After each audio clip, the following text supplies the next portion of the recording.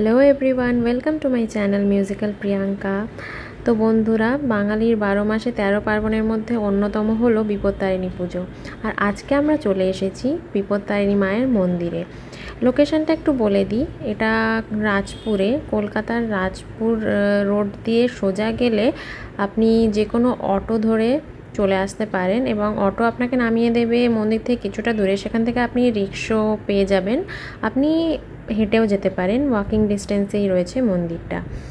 তো আজকে আমি বাংলায় ভিডিওটা বানাচ্ছি কারণ বিপত্তারিণী পুজো বাঙালিদেরই পুজো বেসিক্যালি।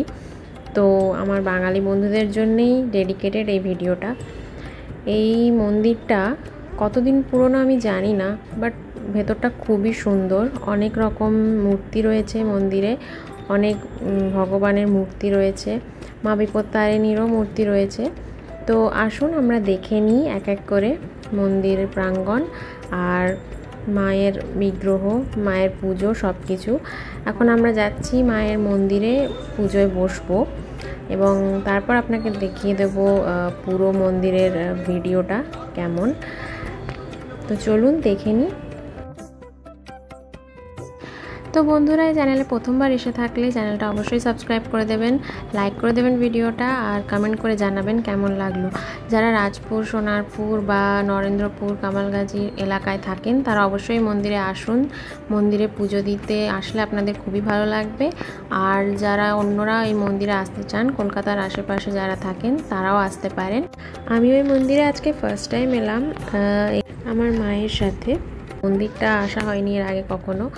তো বিপত্তারিণী পুজো বেসিক্যালি 2 দিন হয়, শনি আর মঙ্গলবার, আপনারা সবাই জানেন। তো বিপত্তারিণী পুজো আজকে শনিবারে। তো আজ আমি চলে এসেছি এখানে। আপনাদের জানিয়ে রাখি, এখানে কিন্তু মঙ্গলবারেই বেসিক্যালি বিপত্তারিণী পুজোটা করা হয়।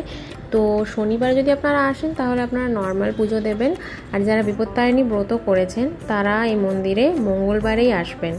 আপনারা নর্মালি আসতে পারেন মন্দিরে এমনি দর্শন বা পুজো দেওয়ার জন্য, কিন্তু বিপত্তারিণী পুজোর দিন যদি আসতে চান তাহলে বিপত্তারিণী যেই মঙ্গলবারে পড়ছে সেই মঙ্গলবারে আপনারা আসবেন, সেদিনই কিন্তু এখানে পুজো নেওয়া হয়।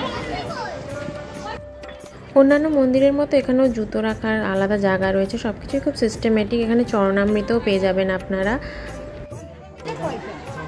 মায়ের চরণামৃত খেয়ে যান, বাড়ির জন্য নিয়ে যান, কৌটো ভরা 5 টাকা করে খান বাড়ির জন্য।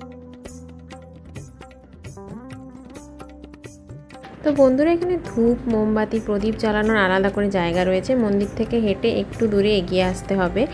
আর হ্যাঁ, এখানে আরেকটা নতুন জিনিস আমি দেখলাম, সেটা হলো এখানে কিন্তু সিঁদুরের টিপ পড়ারও একটা জায়গা রয়েছে। সেখান থেকে আপনার আয়না লাগানো রয়েছে, নিজেরাই আপনারা মায়ের সিঁদুরের টিপ পরে নিতে পারেন।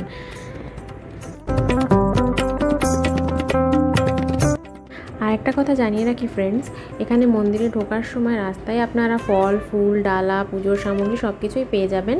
বাইরে থেকে কিছুই আলাদা করে আনতে হবে না। ইভেন লাল সুতোও পেয়ে যাবেন, কিন্তু মন্দিরেই লাল সুতো এখানে প্রোভাইড করা হয়। ওরাই পুজো করে, ওরাই আপনাদেরকে দেবে।